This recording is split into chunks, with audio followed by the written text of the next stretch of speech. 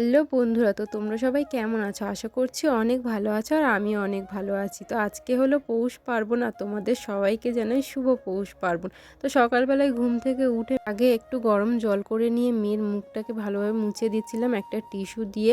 তো মেয়ে তো কিছুতেই মুছবে না, কারণ ওর মুখে কিছু দিতে গেলে আর কিছু মোছাতে গেলে ওর এত বিরক্ত ফিল করে কি বলবো। তো তারপরে দেখো এখানে মেয়ের চুলটাকে ভালোভাবে তুলে বেঁধে দিচ্ছিলাম। মেয়ের চুলটা অনেকটাই বড় হয়ে গেছে। তো এখানে দেখো মেয়ের চুলটা বাঁধা হয়ে যাওয়ার পর ওর মুখে একটু ক্রিম মাখিয়ে দিচ্ছিলাম, কারণ এখন যেহেতু শীতকাল আর মুখে কিছু না দিলে মুখটা টান টান হয়ে থাকে, তো তাই জন্য ওর মুখে একটু ক্রিম মাখিয়ে দিচ্ছিলাম। আর আমার মেয়ে দেখো মাম্মাম মাখিয়ে দিচ্ছে, সেটাতে হবে না, ও নিজে নিজে একলা একলা মাখবে। তো তারপর দেখো একটু টিপ পরিয়ে দিচ্ছিলাম ওর কপালে, আর এখানে দেখো একটু পাউডার দিয়ে সেট করে দিচ্ছিলাম। তারপরে দেখো ওর পাপা কাজে যাচ্ছিল, তাই ওর বাবাকে একটা কিস দিয়ে দিল আর বলল সাবধানে যাবে, আর একটু টাটাও করে দিল।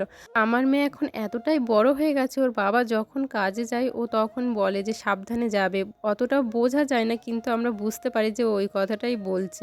তো তারপরে দেখো ওকে পুরো রেডি করিয়ে আমি বিছানাটাকে ভালোভাবে গুছিয়ে নিয়েছিলাম। তারপরে দেখো ওকে স্নান টান করে এসে রেডি হয়ে নিচ্ছিলাম, কারণ অনেকটাই দেরি হয়ে গেছিলো আর পুজো দিতে হবে, অনেক কাজও আছে। আর তোমাদের সবার পছন্দের পিঠে কি সেটা অবশ্যই আমাকে কমেন্ট করে জানিও। আমার সবথেকে পছন্দের পিঠে হলো হাত ছাড়া পিঠে।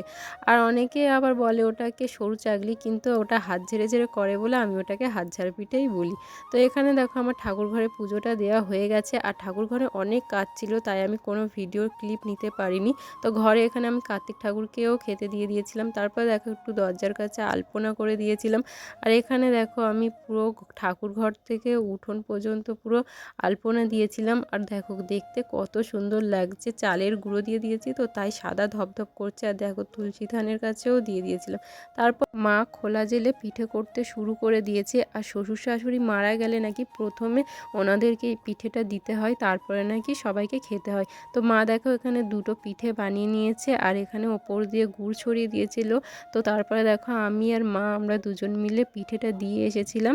তারপরে দেখো মা আমাকে পিঠে বানিয়ে দিয়েছিল। আর আমি যেহেতু সকাল থেকে উপোস করেছিলাম মায়ের সাথে, তাই মা বললো আগে পিঠেটা খাও তারপরে ভাত খাবে। তো এখানে দেখো আমি একটু পিঠে খেয়ে নিচ্ছিলাম, আর পিঠেটা খেতে দারুণ লাগছিল। আমার যেহেতু এই পিঠেটা খেতে অতটাও ভালো লাগে না, কিন্তু একটু ভালোও লাগছিল। তো তারপরে দেখো এখানে আমি আর মা আমরা দুজন মিলে খাওয়া দাওয়াটা করে নিয়েছিলাম। আর তারপরে দেখো বিকেলবেলাতে একটু আলতা পরে নিয়েছিলাম। আর কে কে আমার মতো আলতা পরতে ভালোবাসো অবশ্যই কমেন্ট করে জানিও। আর মেয়ে গেছিলো বাইরে ঘুরতে, কিন্তু ওকে একবার ডাকতেই দেখো ছুটে ছুটে আমার কাছে চলে এসছে। তো সন্ধেবেলা আমরা সবাই মিলে বসে পিঠে খেয়ে নিয়েছিলাম। তো ভিডিওটি ভালো লাগলে অবশ্যই লাইক করে যেও। Okay bye.